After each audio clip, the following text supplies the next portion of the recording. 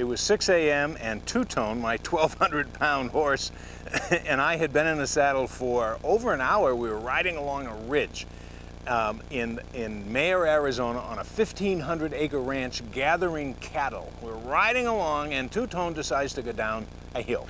He's down the hill. I'm sorry. He decides to go down the side of a mountain. It's like 45 degrees, and I'm sitting way back in the saddle so that I don't fall over his head. And all of a sudden, Two-Tone decides to stop. I mean, he stopped abruptly.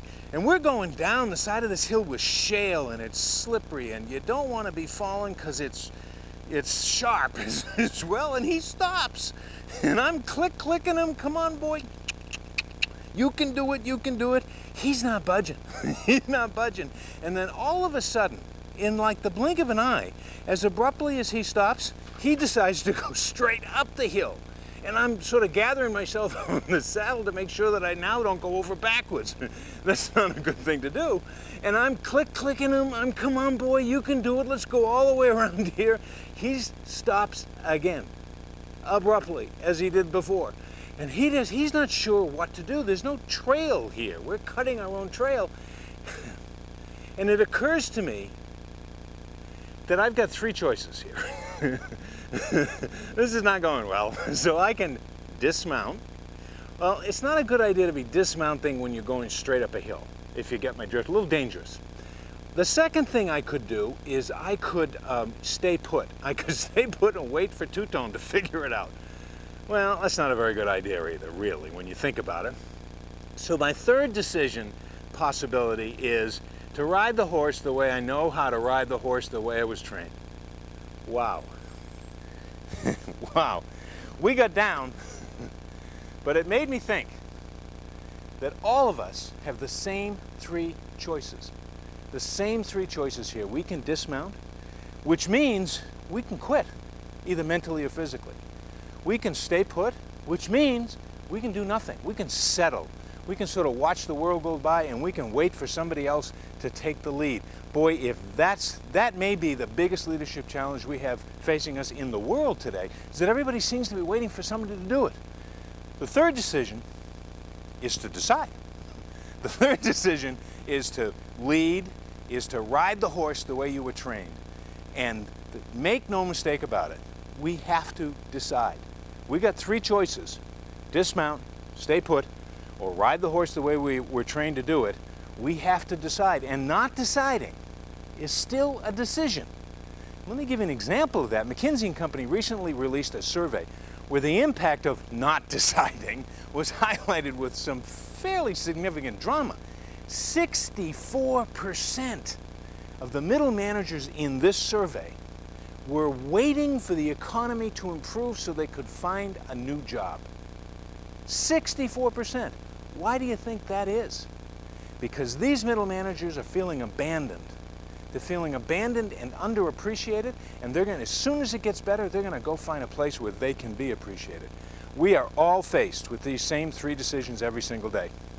And the first step in great leadership, the first step in what we call contagious leadership, is to decide to ride the horse.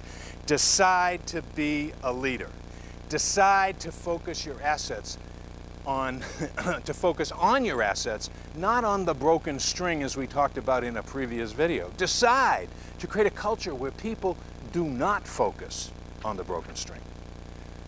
You'll make this decision every day, several times a day, over and over again. Any of you who have ever decided to be on a diet know, you know, you're remaking the decision all the time. That's just the way it is. But once you've decided, now you've got to reinforce it. Here's an extreme example of how a great leader in our mind just not only decided to nurture his culture, but he reinforced it. He made it clear to his team that they would focus on their three strings. And when a woman at a social event, one of his people, his organizational people, walked up to him with clear intention to talk about a broken string, his solution was he turned on his heels and he walked away. He didn't say, "I'm sorry." He didn't say goodbye. He didn't apologize. He just walked away.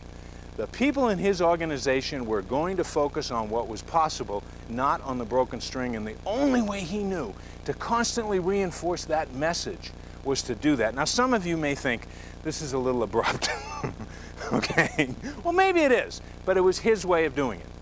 The key message here is that once you've decided to take that lead and to focus on the three strings in your assets, now you have to figure out ways to stay focused.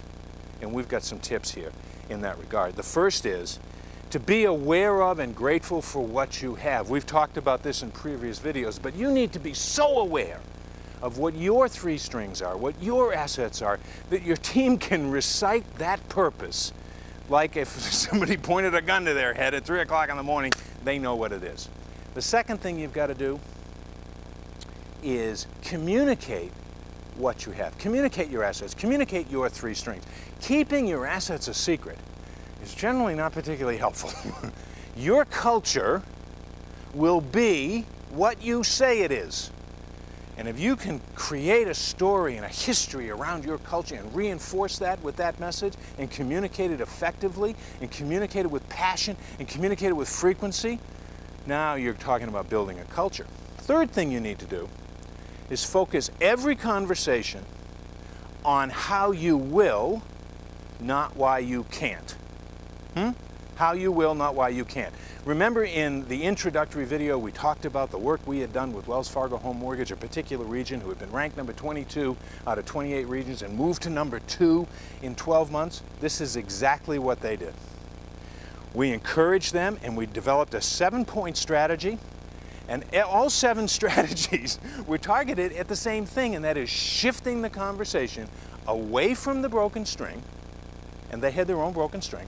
We shifted the conversation away from the broken string onto the 3 strings that they had, and we shifted it from away from how we will to how we to why we can't, and we shifted it, away from why we can't to how we will, and it became a powerful, powerful motivating force inside the company. Fourth thing, identify what's possible rather than what is expected. So many managers are submitting the same budget year in, year out. 3% increase, 5% increase. It's the same 3 or 5 or 7 or 12% increase they've been submitting for the last 10 years. What if the potential for that manager is actually 30%? That's looking at possibility. Frankly, that's what Wells Fargo did as well, is focused on possibility. The 5th step here is to celebrate the shift. You'll see a shift. When you start to focus on possibility and focus on your 3 strings and stop focusing on the broken string, you'll see a shift. You'll see a shift in attitude. You'll see a shift in morale. You'll see a shift in fun. You'll see a huge shift in results. The best way to nail down worthy behavior and make sure it's modeled is to celebrate it, and celebrate it often. Finally, inside of this, you need to be an unforgettable leader. How you do that? That's for another video. In the meantime, be well and be contagious.